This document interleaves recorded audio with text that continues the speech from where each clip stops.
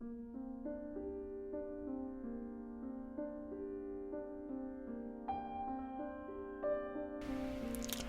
vais essayer d'avancer un peu sur cette question.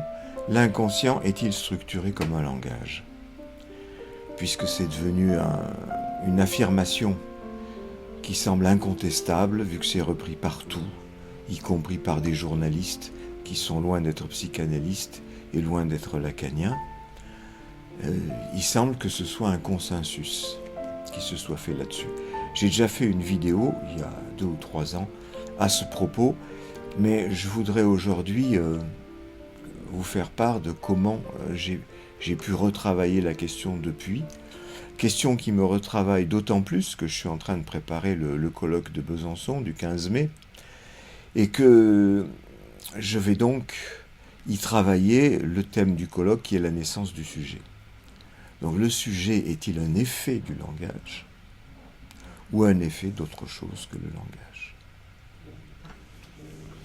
C'est la question. Alors, quels sont les éléments qui m'ont amené à y réfléchir ces temps-ci? Il y a la question du réel, qui revient tout le temps. J'ai aussi consacré beaucoup de travail au réel, vous le savez. Et là, ce qui m'est venu ces temps derniers, c'est, vous savez, par rapport à cette histoire, que Lacan remplace finalement l'objet perdu par le réel, l'objet perdu qui est soit la mer, soit le phallus, pour moi. Pour lui, c'est le réel. Le réel manque, et il manque au langage, puisque le langage n'est pas le réel, forcément, puisque c'est le langage, ce sont des mots, ce sont des images. Et donc, il manque au langage, il manque aux mots, il manque aux images, la consistance du réel. C'est ce qui créerait le désir. Et c'est ce qui ferait que l'inconscient est structuré par ce désir de réel. Ce qui convient à beaucoup de gens, parce que ça permet de laisser tomber maman, le phallus, pipi, caca, toutes ces choses qu'on n'aime pas et dont on n'aime pas parler, surtout pas socialement. Et qui pourtant constituent la découverte de Freud, parce que c'est ce dont on n'aime pas parler qui constitue l'inconscient. Ce qui nous rébute, ce qui nous révulse, pipi, caca, sexe, castration, tout ça, on n'a pas envie d'en parler. Et même naissance, parturition. Je dis parturition au sens où naissance, c'est la venue d'un bébé au monde. Parturition, c'est la sortie du bébé du ventre avec tout un tas de sanguinolence, d'excrétions, de choses pas belles à voir et de cris pas beaux à entendre. La naissance du sujet, c'est aussi ça, c'est la naissance de son corps. En général, il n'y est pas. Il n'y est pas parce qu'il n'a pas encore le psychisme suffisamment élaboré pour y être. Et pourtant, moi j'ai rêvé de ma naissance, un nombre incalculable de fois. Je pense que c'est parce que ma naissance, en tant que représentation, manque à l'ensemble de mes représentations. Ce n'est pas le réel qui manque, c'est une représentation de cet événement. Eh bien, en tant que cette représentation manque, le rêve ne cesse pas de m'en fabriquer, qui sont très vraisemblablement des reconstructions après coup, basées sur ce que je sais de la naissance ou de ce que j'ai pu voir dans des films, et basées peut-être aussi sur des souvenirs corporels ou je ne sais quoi de ce moment-là, qui sont peut-être restés quelque part dans ma mémoire, mais j'en sais rien, et c'est très difficile de le discerner de cette fabrication d'une représentation. Donc le sujet est-il structuré comme un langage? Vous voyez qu'il y a là, effectivement, on pourrait dire, cette fabrication, cette nécessité de la fabrication d'une représentation qui semble être inhérente au langage. Comme ça, dans une première approche. Parce que dans une première approche, on pourrait dire que c'est simplement cette représentation-là qui me manque dans l'ensemble des représentations. Et ce n'est pas le réel, en tout cas, qui manque. Donc je suis structuré par cette recherche d'une représentation, le désir d'une représentation de mon origine, est-ce que c'est le langage comme tel, c'est-à-dire le fait que l'être humain fonctionne dans les représentations, qui en est responsable? Je ne sais pas. Pour d'autant qu'il faut nuancer entre langage et représentation, parce que chez Lacan, le langage, c'est essentiellement le signifiant, c'est-à-dire ce qu'on entend. Encore que ça dépend des moments de son séminaire. Mais la plupart du temps, c'est quand même ça, et c'est ce qui a été retenu par les lacaniens. Mais il y a aussi les images que nous avons dans la tête. Et si elles ne peuvent pas se communiquer directement, si elles doivent en passer par des mots, le langage, il n'en reste pas moins que nous avons des images dans la tête. Et que les négliger comme telles au prétexte qu'elles ne peuvent se communiquer que par des mots, c'est un peu réducteur quand même. Donc ces images sont aussi des représentations. Donc pour moi, faisant partie d'un langage. Un langage qui ne serait pas réduit au sonore. Alors, dans les discussions, je tombe souvent sur ce que les gens appellent le réel de la mort. Qui pour moi, c'est pas le bon vocabulaire. Hein. Je laisse à chacun son expérience, effectivement, parce qu'il y a des gens qui disent, quand j'ai appris la mort d'un tel, je suis resté figé, sans réaction, je pensais plus à rien. Bon, pourquoi pas, ça peut arriver. Moi, ça m'est pas arrivé. Mais il n'y a pas plus symbolique que la mort. Il y a les cérémonies, il y a les cimetières, il y a les nombreux livres des religions qui nous racontent ce qui se passe après la mort. Tout ça, c'est du symbolique. Ça n'a rien à voir avec du réel. C'est de l'imaginaire, au contraire. De l'imaginaire qui permet de symboliser cette absence qu'est la mort. L'absence, c'est le symbolique comme tel. Quelle que soit la façon dont on vit l'absence. On vit l'absence parce qu'on se fait une représentation de ce qui manque. Et lorsqu'on parle d'une angoisse, on parle aussi de l'angoisse du réel. Et à ce propos, j'ai repensé à ce moment dans Blanche-Neige où elle est perdue dans la forêt la nuit et où elle est totalement effrayée parce qu'elle croit voir un arbre qui ressemble à un loup, à une chouette, à un dragon, ou à un homme avec les bras levés et des doigts crochus qui cherche à l'attraper.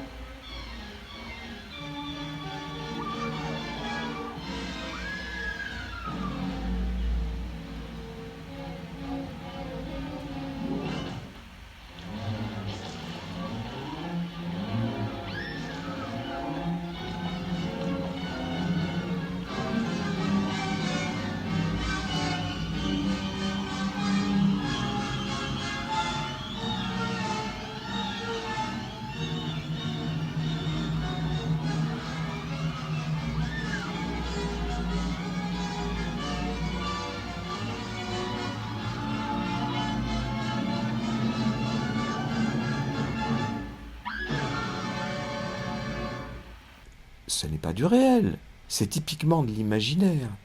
C'est parce qu'elle voit pas, elle voit mal la réalité, qu'elle projette dessus, ce que nous fait voir Walt Disney, qu'elle projette dessus ce qu'elle a dans la tête.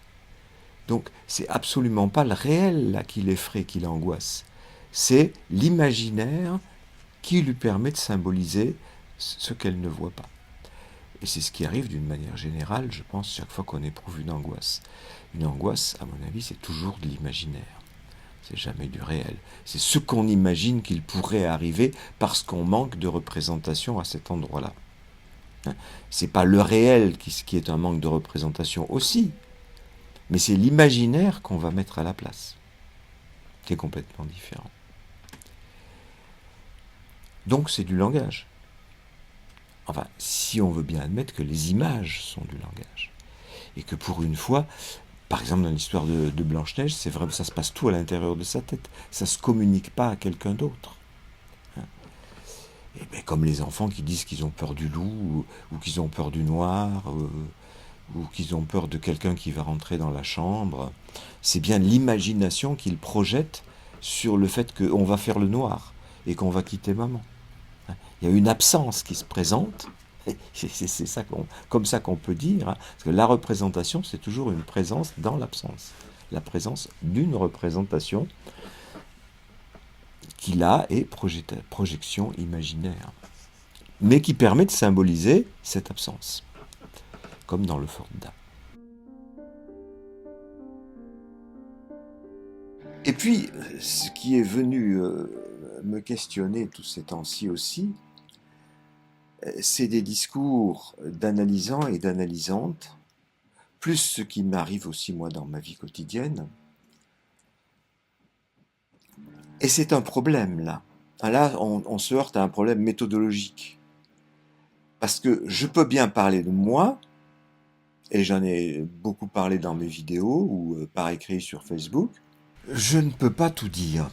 Je ne peux pas dire ce qu'ont m'ont raconté les analysants. Je ne peux pas dire ce qu'ont dit les gens de mon entourage.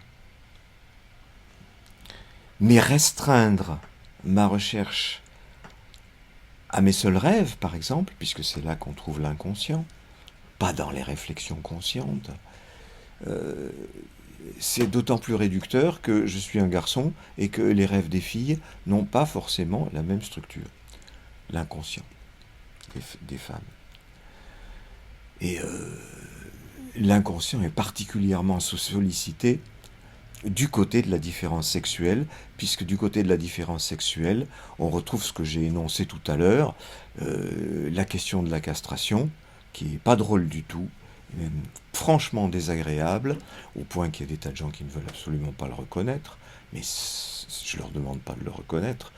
On le reconnaît dans une analyse si on veut pas le reconnaître, on ne le reconnaît pas, c'est tout, c'est pas un problème.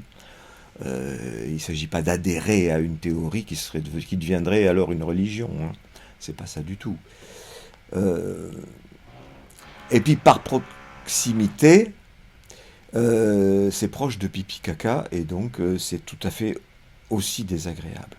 C'est proche anatomiquement. Et du coup, c'est proche dans ce que l'inconscient travaille.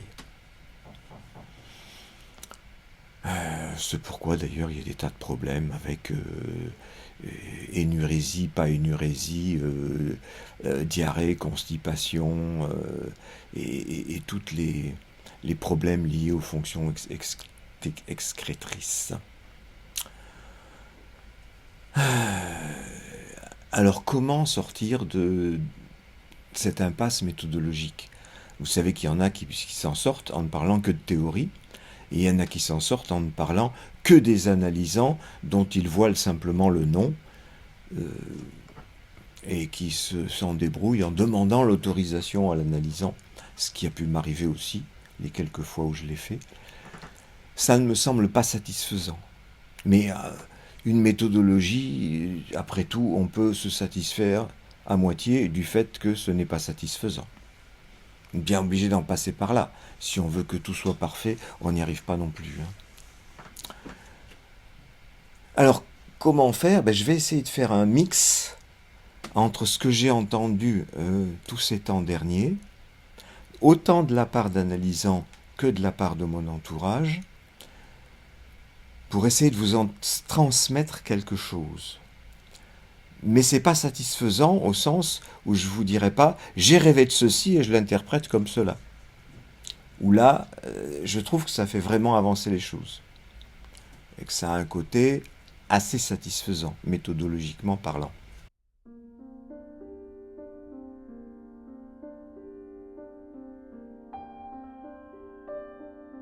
Alors, premièrement, pour commencer, un petit morceau que j'ai entendu de ma fille. Mais vu que c'est un tout petit morceau, je vais m'autoriser à en parler. On était en conversation, comme ça, et puis à un moment, elle me dit « Ah, tu vois, t'écoutes pas !» Là, j'ai du mal. J'ai du mal parce que j'ai pas beaucoup de qualité, mais je pensais avoir celle d'écouter. Alors, si même ma fille me dit « T'écoutes pas !» c'est la cata, quoi. Je me liquéfie, ça me troue complètement, et je me liquéfie dans le trou que ça m'a fait.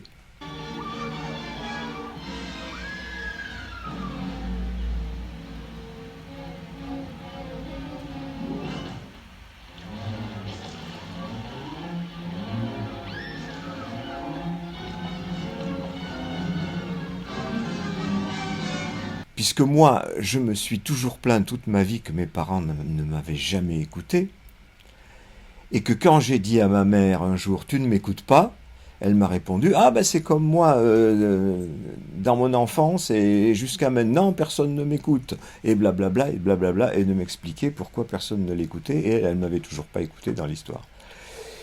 Ah oui, ça se transmet comme ça. Et je crois que c'est à peu près général, parce que j'entends tout le monde se plaindre de la non-écoute des parents. Mais moi, ne pas écouter comme parent? Ah bah si. Alors, nuançons le propos. Qu'est-ce que j'avais pas écouté? Je me rappelais plus qu'elle m'avait dit l'endroit où elle pensait installer sa télé si un jour elle achetait une télé, ce qui n'est pas demain la veille. Je me rappelais plus. Elle me dit, mais je te l'ai dit hier. Ah bon? Je me souvenais franchement plus du tout. Alors j'ai baissé la tête, j'ai dit, ok, ben, redis-moi quand même, parce que là je me souviens vraiment plus. Et du coup, elle m'a ramené dans la pièce en question, elle m'a essayé de me faire deviner l'endroit où elle avait dit qu'elle mettrait la télé, ce que j'ai pas deviné du tout, ce qui, si j'avais entendu quelque chose, ça me serait peut-être revenu à ce moment-là, en fonction de ces questions, des devinettes, j'ai pas trouvé du tout. Donc elle a dû me dire, voilà, c'est là que je vais les mettre.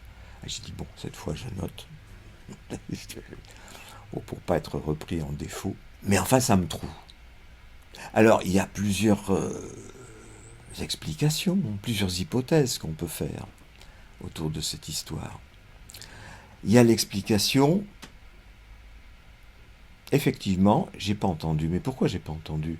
Alors que j'entends très bien et je me souviens très bien de ce qu'elle me raconte en ce qui concerne sa vie relationnelle, sa vie avec ses enfants, sa vie, etc. Ça, je m'en souviens. Et d'ailleurs, à d'autres moments, elle m'a dit aussi qu'il fallait reconnaître quelque chose, c'est que quand même j'étais quelqu'un qui écoutait.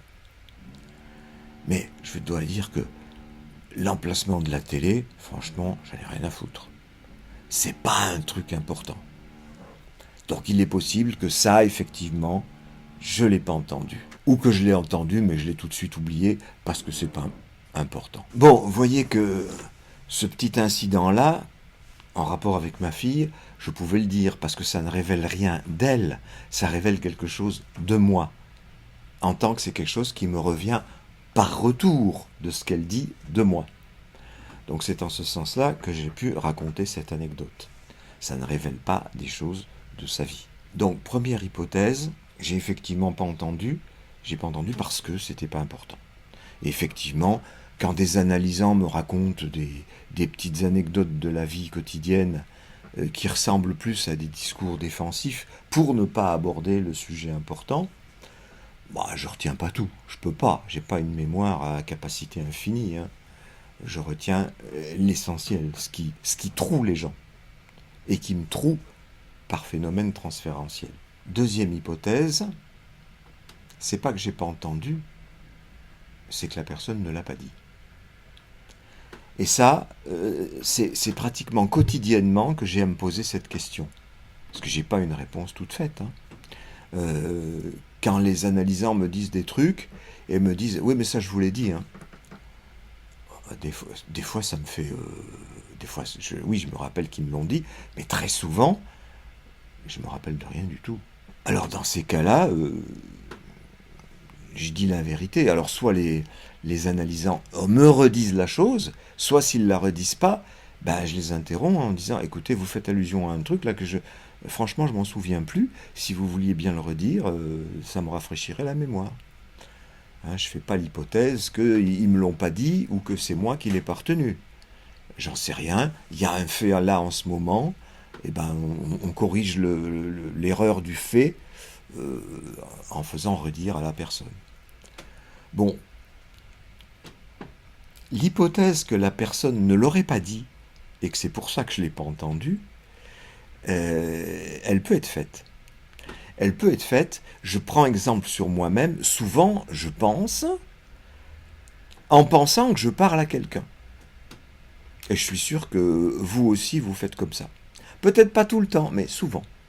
Souvent, ma façon de penser, c'est de m'expliquer auprès de quelqu'un que je choisis. Ça peut être un proche, ça peut être un membre de la famille, n'importe qui, un ami. Je m'explique à lui, en imagination. Donc je parle à quelqu'un, mais aucun son ne sort de ma bouche et il n'y a personne pour m'écouter. Donc si je garde en mémoire cette pensée, je peux penser, quelques jours plus tard, que j'ai effectivement dit tout ça à la personne, alors que je n'ai fait que le penser. Mais puisque dans la mémoire c'est la même chose, avoir pensé que j'ai dit et avoir dit effectivement, mais c'est devenu une pensée parce que ça s'est mis en mémoire, et qu'est-ce qui va discriminer entre les deux pensées, hein? La pensée que j'ai pensée et la pensée que j'ai dit. Pas facile. Et je pense que bien souvent, effectivement, je pense avoir dit quelque chose à quelqu'un et que je ne l'ai pas dit. Et je pense aussi donc que quand j'entends des analysants me dire « bah si, ça je vous l'ai dit », il peut s'agir, hypothèse encore une fois, du fait qu'ils ont pensé me l'avoir dit, mais qu'ils ne l'ont pas dit. Et c'est d'autant plus le cas quand on est en analyse, et ça beaucoup d'analysants me l'ont dit, qu'entre les séances, quand ils pensent qu'ils sont en train de me raconter quelque chose. Donc, ils peuvent penser me l'avoir dit parce qu'ils l'ont simplement pensé. Comme on ne sait pas, on ne conclut pas, et je fais redire la chose, si nécessaire. L'important, c'est d'avancer.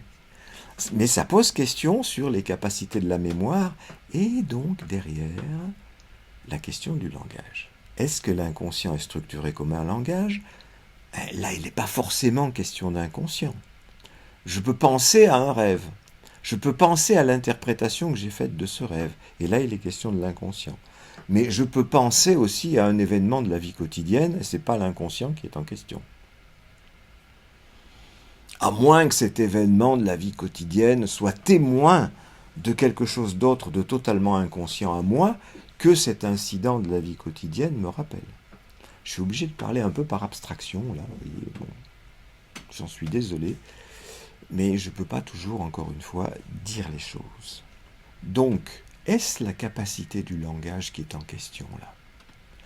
Parce qu'on voit bien qu'il s'agit des mots, en tant qu'ils sont prononcés ou en tant qu'ils sont pensés. En tant qu'ils sont pensés, ils sont pensés avec des mots et des phrases aussi.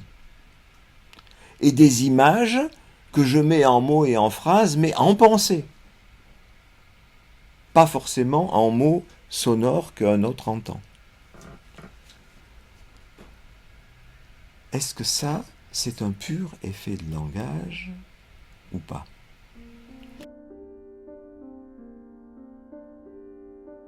Souvent, quand je pense que je raconte à quelqu'un, c'est pour raconter une anecdote dans laquelle j'ai eu un dépit. Quelque chose qui ne va pas. Parce que quand quelque chose ne va pas, on est en colère, ou on est triste, et on a envie de partager ça à quelqu'un. Qu'on n'a pas toujours quelqu'un sous la main, alors on fait comme si, on imagine le quelqu'un et on lui raconte. Et l'autre jour, quand je suis revenu avec ma voiture électrique de Besançon, j'ai eu un problème pas possible avec les recharges, avec les bornes qui ne marchaient pas, avec la prise qui n'était pas la bonne, avec l'opérateur qui n'était pas le bon. Ça m'a foutu en colère et j'ai imaginé le raconter. Ensuite, je l'ai raconté à des gens. Mais à la base, j'ai d'abord fait ça, parce que dans l'immédiat, j'avais besoin de faire ça. Il y a quelque chose qui m'avait troué de l'ordre de la colère, de l'ordre de la tristesse. C'est-à-dire qu'il me manquait quelque chose. C'est pour ça que je dis ça m'a troué. Il me manquait quoi ? Du courant pour faire avancer ma voiture. C'est tout con. L'inconscient n'est pas sollicité, sauf si l'inconscient est toujours sollicité quand il s'agit du manque. Alors ça peut bien être du manque de courant électrique dans ma bagnole, mais ça peut être aussi, derrière tout ça, tous les manques qui sont les miens, qui reviennent par derrière et qui alimentent ma colère. Parce que juste quelque chose de la vie quotidienne vient réactiver un manque, un trou. Alors, ce manque, est-ce le manque de la chose dont je vous parlais tout à l'heure, le manque du réel ? ou est-ce un manque symbolique? Ça fait longtemps que je soutiens que le symbolique, c'est le manque. Ça ne peut pas être le réel. Parce que effectivement, par exemple pour l'exemple du courant électrique, mais c'est parfaitement symbolisé. Je sais très exactement ce qu'est le courant électrique, que ma voiture en a besoin, je sais très exactement que la batterie est à 6%, je sais très exactement, enfin tout. Il y a tout un, comment dirais-je, tout un panneau de symbolique qui vient indiquer que là, ça manque. Il y a un trou là, il y a plein de bords autour, qui sont les images sur mon tableau de bord, les mots, les chiffres, tout ça est symbolique. Le manque est symbolique. Alors, est-ce que tout symbolique est langage? Est-ce que c'est donc un effet du langage que d'avoir cette colère vis-à-vis de ce qui manque? Parce que là, en l'occurrence, c'était de la colère. Ça aurait pu être beaucoup plus sur le versant tristesse à un autre moment, si j'avais perdu quelqu'un, par exemple. Ou une liaison qui s'était rompue, ou quelque chose comme ça. Est-ce que ça renvoie pas derrière, puisqu'il y a trou, puisqu'il y a manque, est-ce que ça ne renvoie pas derrière à mon anatomie, au sens où j'ai toujours peur de manquer de zizi, de phallus, de pénis, vous l'appelez comme vous voudrez. Freud l'a appelé le pénisneid, l'envie du pénis en ce qui concerne les femmes. Ce qui fait beaucoup rigoler les féministes, enfin rigoler, ça en met beaucoup très en colère, en disant c'est pas du tout ça, c'est les vieilles idées patriarcales de Freud, c'est pas du tout ça en vrai. Moi je veux bien, mais je ne cesse pas d'entendre des rêves d'analysante, et là je ne peux pas, encore une fois, vous les rapporter, parce que c'est les leurs. C'est les leurs, mais qu'elles interprètent elles-mêmes, néanmoins. En termes de, l'autre jour je me suis vu en rêve et j'avais une bite. Tout simplement. Et des fois la bite elle est située très précisément entre les jambes, d'autres fois elle est située sur l'épaule, dans le dos, sur le genou, tout y passe. Et je peux dire que je l'ai rencontré dans les rêves de pratiquement toutes mes analysantes. Donc dire comme ça avec les féministes que ça n'existe pas, au moins chez les personnes que j'ai rencontrées, ça existe. J'ai pas rencontré tout le monde. Est-ce que je peux généraliser? Est-ce que j'ai le droit? Bon, a priori, j'ai pas le droit. Mais a priori, les féministes non plus. Donc, match nul. Ce que j'ai trouvé particulièrement intéressant ces temps derniers, c'est que... Alors je vais être obligé de parler un peu des rêves de cette analysante, qui pendant des années, je la vois depuis 10 ans, m'a rapporté des rêves où elle se voyait justement avec une bite quelque part, ou plus exactement, une grosseur qui poussait quelque part sur le corps, dont elle interprétait elle-même qu'il s'agissait d'un phallus qui poussait. Et voilà qu'elle vient d'avoir une petite fille. Très contente d'avoir une petite fille. Jamais elle n'a désiré de petit garçon. Tout va bien. Mais cette petite fille, dans son rêve, elle a le corps couvert de petites excroissances minuscules qui sont quoi? Des petites bites. Et elle y comprend rien elle-même, parce que elle dit, mais moi j'ai eu envie d'une fille, enfin, pourquoi est-ce que elle m'apparaît en rêve comme couverte de ce qui lui manque, c'est-à-dire un phallus, des phallus. Exactement comme dans ses rêves à elle, rêvant d'elle-même. Ça m'a ramené à ma propre expérience, où j'ai voulu une fille. Franchement, je me disais consciemment, un garçon, je ne vais pas arriver à dealer avec. Mais une fille, c'est sympa. Ne serait-ce que parce que je suis hétéro.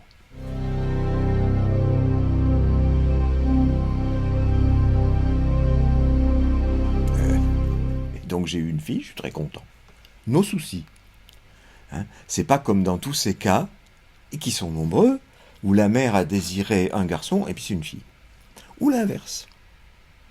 Et où donc, alors là, ça s'entend très bien, bon, notamment dans l'histoire de Sacha dont tout le monde a parlé, hein, le film d'Arte qui s'appelle Petite fille, où le discours de la mère, c'est «j'ai désiré avoir une fille». Alors il y a ceux qui balayent ça d'un revers de main, c'est pas parce qu'elle l'a dit que c'est fait, moi il me semble que si. Alors là aussi, je suis pas obligé d'avoir raison, mais moi je le pense, parce que je l'ai assez entendu de la part de multiples mères, que ce désir d'avoir un enfant du sexe opposé, ben, ça joue énormément sur la façon dont l'enfant se vit dans son sexe. Parce que c'est la racine du sujet. Il n'y a pas de sujet s'il n'est pas sexué. Je suis garçon ou fille. C'est là où la pensée de Descartes, qui est intéressante par ailleurs, est incomplète, parce que je pense donc je suis, ben, ça manque de cet élément fondamental qui est je ne suis pas comme ça, je suis fille ou garçon. Et les filles ne pensent pas comme les garçons. Enfin, ils pensent pareil jusqu'à un certain point, à savoir qu'ils manquent de phallus, aussi bien les garçons que les filles, puisque moi j'ai passé ma vie dans mes rêves à courir après un phallus que je n'avais pas, et que les femmes que j'entends se voient avec le phallus qu'elles n'ont pas. Donc de ce point de vue-là, on est tous pareils. On court après le phallus. Mais c'est quand même pas pareil parce que dans ce qui apparaît consciemment, chez une femme, et spécialement chez les femmes qui nient complètement qu'elles auraient eu envie d'un phallus quelconque, elles ont bien le droit de le nier, chacun fait comme il veut, ben, par contre ce qui apparaît c'est l'envie d'enfant. Moi je dis comme substitut de l'envie de phallus. Ce qui manque, on en revient toujours à ce qui manque, donc ce qui troue, c'est toujours le phallus, qu'on comble par un phallus, qu'on soit garçon ou fille, ou par un enfant, essentiellement quand on est fille. Ça ne veut pas dire qu'il n'y a pas des mecs qui eux aussi aimeraient avoir des enfants, ils sont beaucoup plus rares, éventuellement parce que ils pensent que leur phallus est tellement insuffisant que la seule façon de le compenser, c'est d'avoir un enfant. Parce que la caractéristique des mecs, c'est qu'ils veulent baiser tout le temps, sauf quelques-uns. Et c'est peut-être justement ceux-là qui ont ce côté féminin d'avoir envie de s'occuper d'enfants. Ben, moi-même, j'ai rêvé quelquefois que j'étais enceinte de ma fille. Bon, c'est assez rare, mais ça m'arrive. Et j'imagine que pour certains hommes, rares aussi, ça a pu arriver.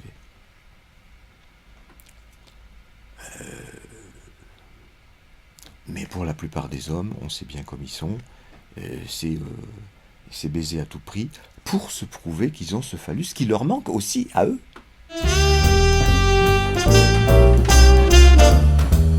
Ils n'ont le sentiment de l'avoir qu'à partir du moment où ils le rentrent dans un vagin.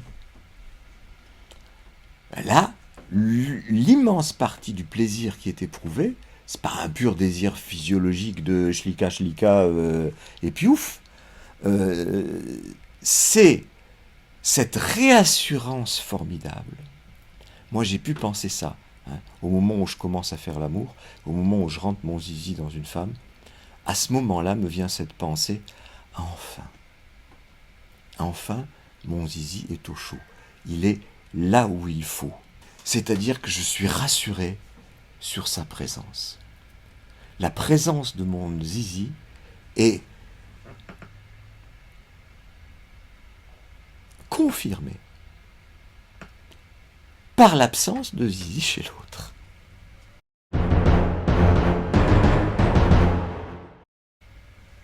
Ça me permet de me rassurer sur le fait que, bah oui, je ne suis pas castré, parce que l'autre l'est. Bon, j'imagine que ça peut justement jouer sur le fait que les femmes sont si compliquées par rapport à l'amour physique. Hein. Bah, tout le monde le dit depuis la nuit des temps, chez une femme, c'est plus compliqué.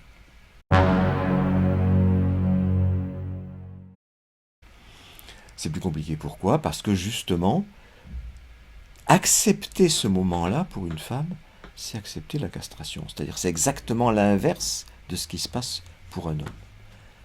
C'est accepter de recevoir un phallus. Pour ça, il faut accepter de ne pas en avoir. Ce qui est inacceptable chez la plupart des femmes, en témoignent leurs rêves. Donc il ne s'agit pas de changer ça, hein. Je suis pas là en train de faire la morale, ni de prouver, ni de trouver des solutions. Je dis ce que je constate, c'est tout. D'où la difficulté de s'entendre entre hommes et femmes.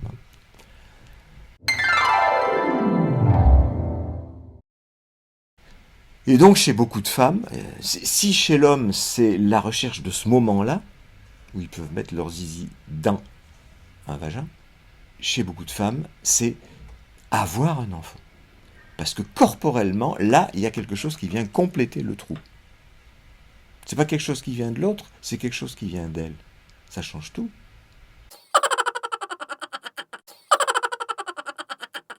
C'est là où il y a une différence. Hein ?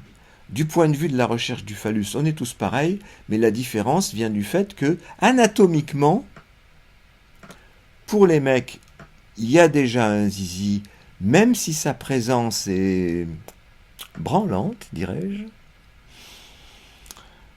Et pour la femme, il n'y en a pas, alors que quand il y a un enfant à l'intérieur, il y a quelque chose d'autre qui vient remplacer, qui vient combler le manque, et qui vient rassurer quant à sa capacité de sujet. Être sujet, c'est ça, c'est trouver cette espèce de complétude. J'ai un phallus, j'ai un enfant substitut de phallus, qui me fait naître comme sujet. Alors il y a des tas de formules, hein, du côté de chez Lacan, on est sujet du manque, blabla, oui. Ça c'est dans l'idéal. Dans l'idéal, oui, il est vrai que du fait que je désire, je suis sujet.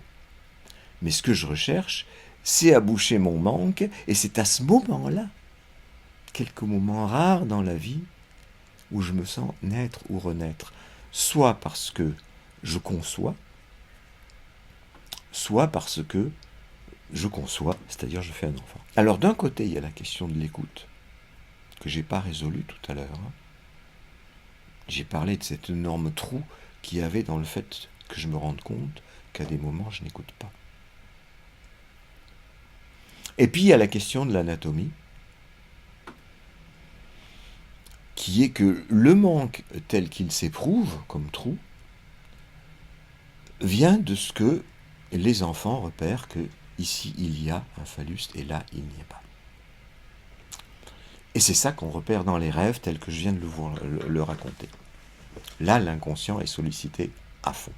Donc je me dis que quelque part, il doit y avoir un rapport entre ce manque qui s'appuie sur l'anatomie, mais qui n'est pas l'anatomie, qui est l'anatomie fantasmatique. Puisque dans l'anatomie, j'ai une bite et les femmes ont une chatte.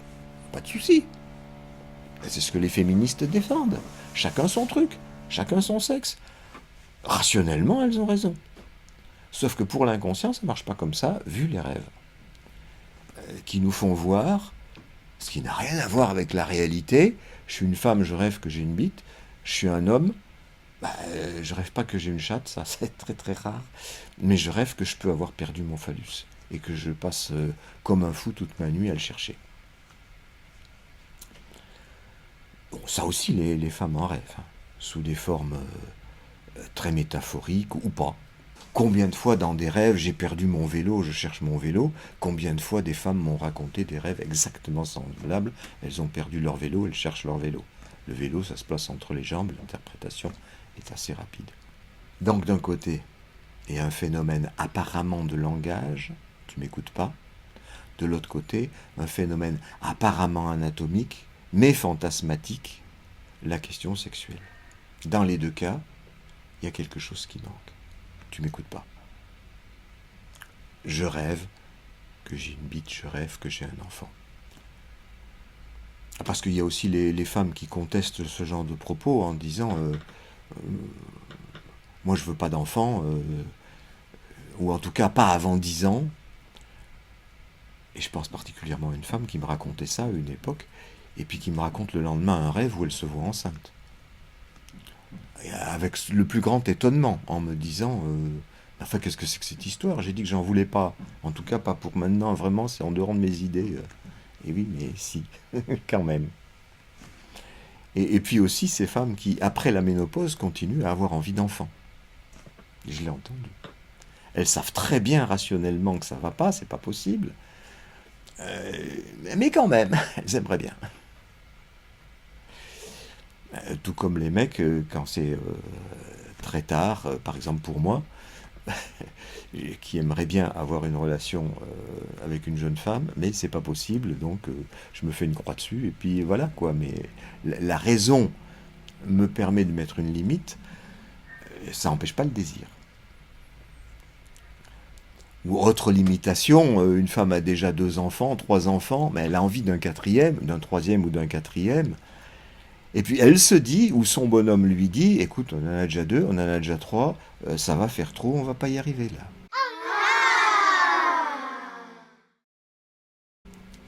Voilà. Alors on peut mettre des limites comme ça au désir.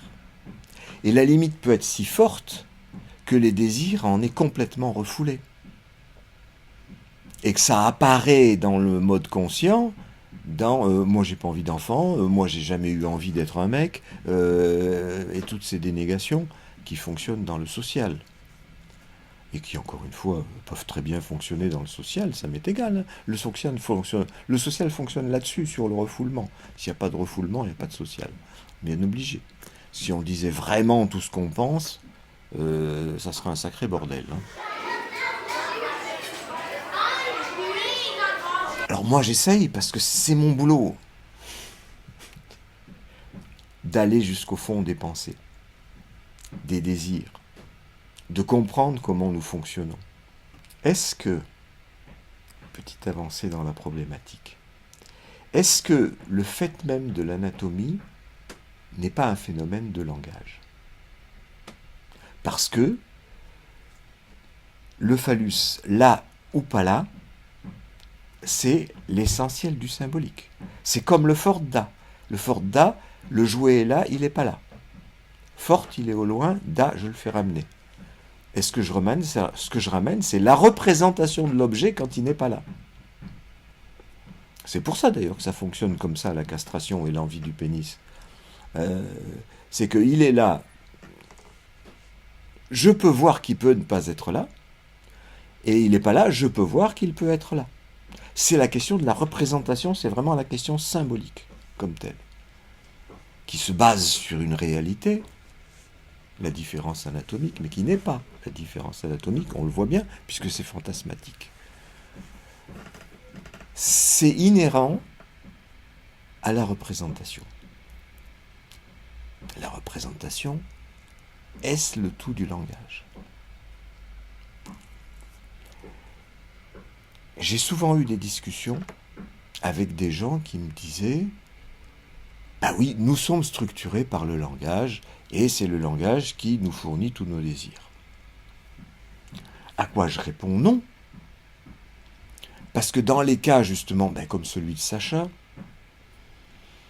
la petite fille qui se prend pour un garçon, non, c'est le contraire, le petit garçon qui se prend pour une petite fille, mais l'autre cas existe aussi et il est bien plus fréquent. C'est pas le langage qui dit ça. C'est le discours des parents. Dans le cas de Sacha, c'est la mère qui dit « j'ai désiré avoir une fille ». Et dans de multiples autres cas, j'ai entendu ça. Avec toutes les nuances qu'on voudra, avec beaucoup de force, une petite nuance, beaucoup de nuances, genre j'aurais préféré un garçon, mais je suis quand même bien contente d'avoir une fille, ou j'aurais préféré avoir un garçon et je supporte vraiment pas d'avoir une fille. Enfin, il y a toutes les nuances, en fonction de l'histoire de la personne, en fonction de l'histoire de ses parents, parce que ça s'est transmis aussi depuis la génération précédente, ces histoires-là. La façon dont on s'est vécu, homme ou femme. Alors oui, comme le fort da, la sexuation, c'est un trognon de langage. C'est la base. C'est comme l'opposition du noir et du blanc, du plus et du moins, etc. Du plein et du vide. Du manque. et de la représentation qui vient de ce qui pourrait venir combler le manque. Cependant, il m'est revenu, c'est le propos que j'avais commencé tout à l'heure et que je n'ai pas fini parce que je me suis égaré dans d'autres ramifications, que moi je voulais avoir une fille, ma fille est une fille, sa mère aussi voulait une fille. Il n'y avait absolument aucune réticence, ni de mon côté, ni du sien.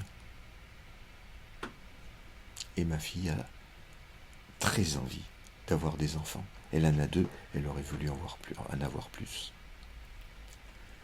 Alors, le manque est toujours là, alors que le fait même d'être sujet fille devrait suffire à la combler, puisqu'il n'y a pas eu de discours des parents, et encore moins le langage, pour dire être une fille, c'est insuffisant, il faut toujours quelque chose qui vienne combler. Un phallus pour les uns, un enfant pour les autres, peu importe.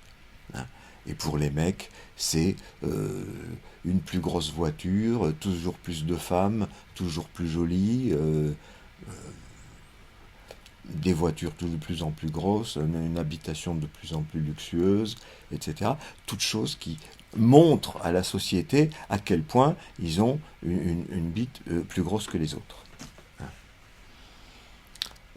Et chez les femmes, pareil, mais c'est souvent chez les femmes remplacé par simplement le discours autour des enfants. Vous voyez comme mon enfant est le plus beau de tous les enfants, le plus intelligent et tout ce que vous voudrez.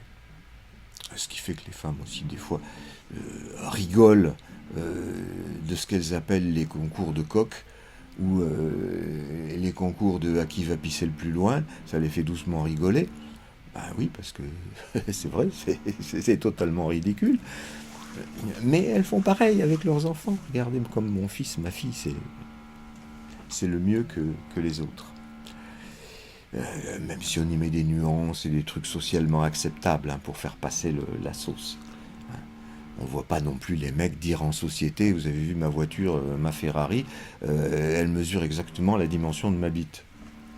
Les gens ne disent pas ça comme ça. Ils disent, tiens, je vais te montrer ma nouvelle bagnole.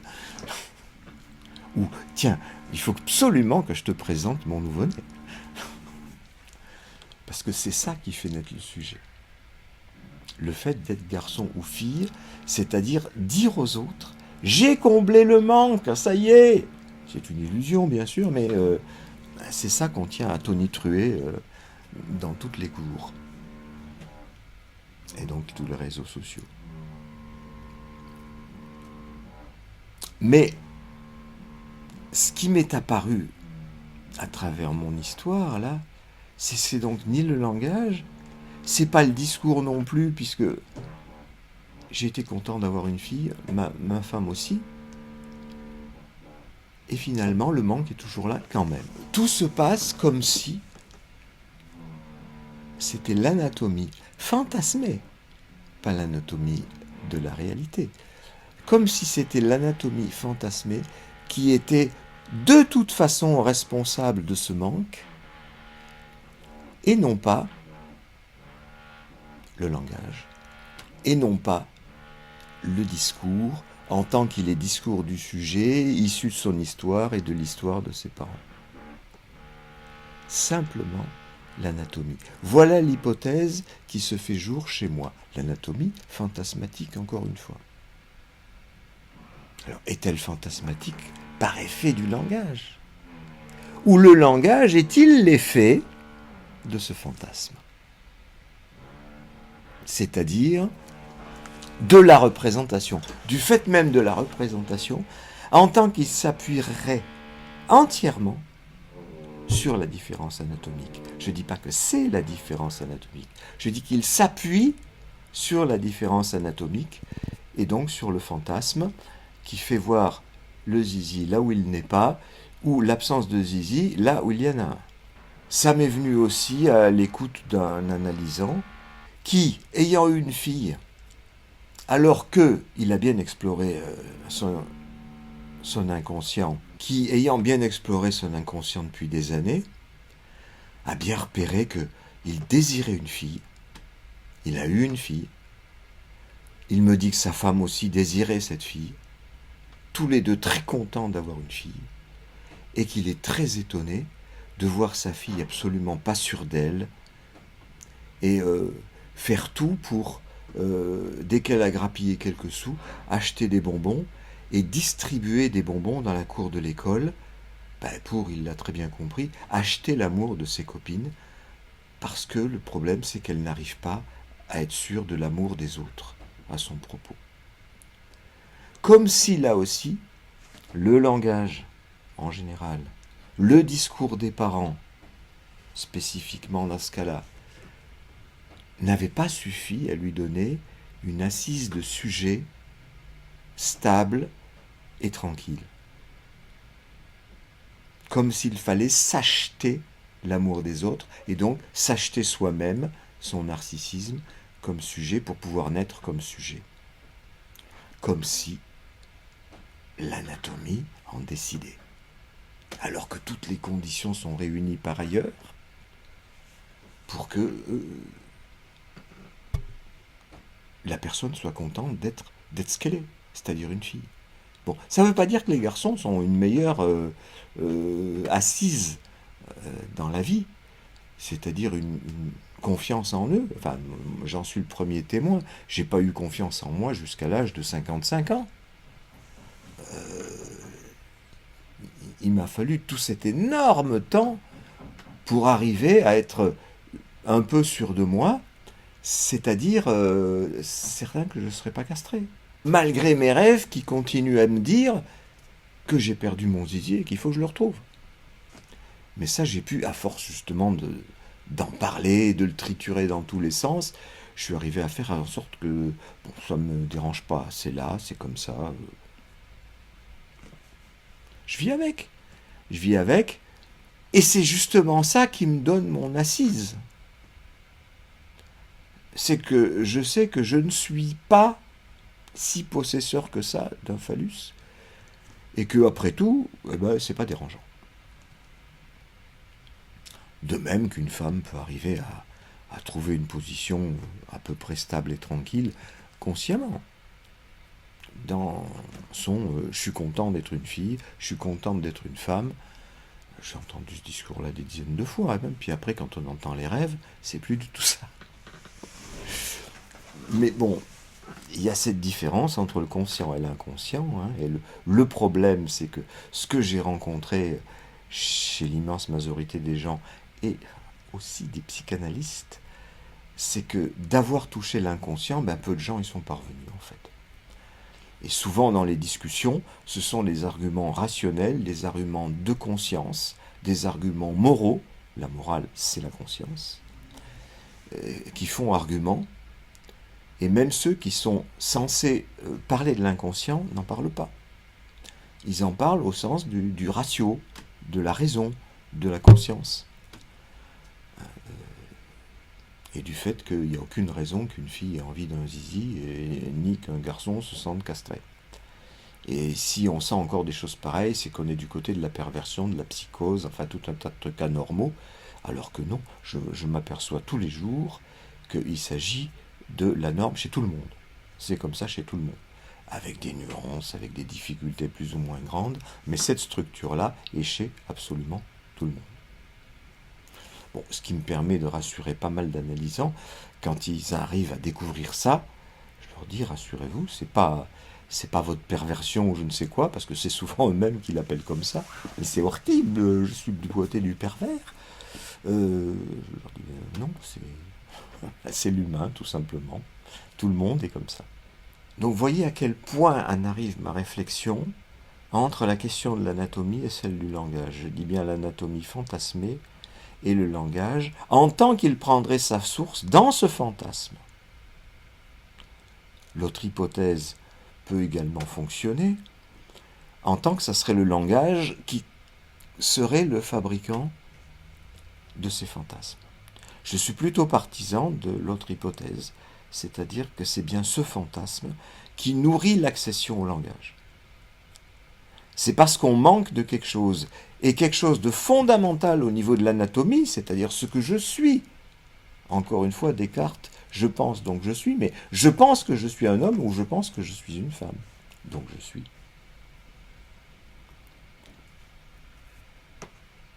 Et ça rentre pas dans les élaborations, toutes les élaborations de Lacan qu'il a faites autour de je pense, donc je suis, je ne pense pas, donc je ne suis pas, ou je ne pense pas, ou je ne suis pas, ou je pense, ou je ne suis pas, ou je suis, ou je ne pense pas. Tout ça évacue la question sexuelle. Alors que je pense qu'elle est fondamentale. Enfin, je le pense, compte tenu de tout ce que je viens de vous raconter, que je garde sous forme de questions et de work in progress. Pas conclusion que je vous livre. Je vous livre simplement l'état où j'en suis de ma réflexion. L'idée que, parce qu'il y a une anatomie sexuée, il y a fantasme, c'est-à-dire représentation du contraire de la sexuation. Encore une fois, voir un zizi là où il n'est pas, ou voir une absence de zizi là où il y en a, complexe de castration, en d'autres termes, et chez tout le monde.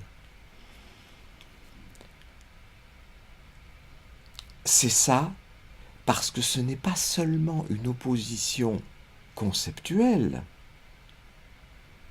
comme je pense ou je ne pense pas, je suis ou je ne suis pas, c'est parce que c'est terriblement affecté.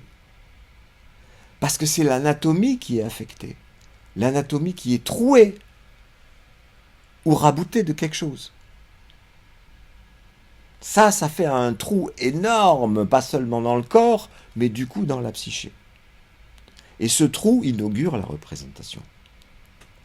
Mais parce que ce trou, c'est le sentiment. C'est-à-dire le sentiment d'angoisse de l'avoir perdu ou d'envie de le retrouver. Ça, c'est du sentiment. Et c'est ce que j'ai appelé le trou.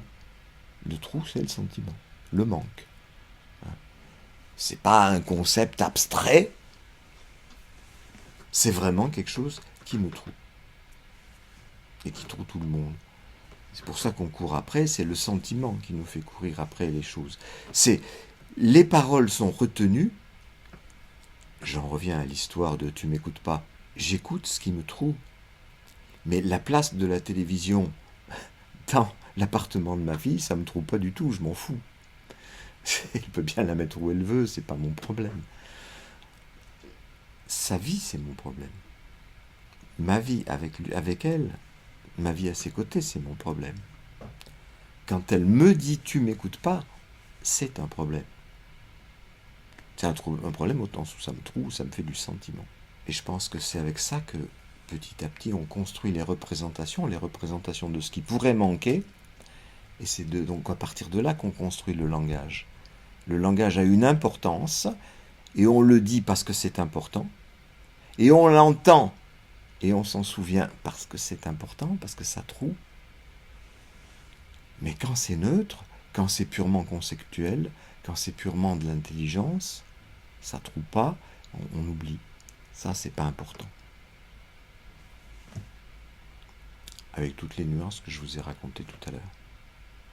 Ben voilà, c'est là où j'en suis pour l'instant.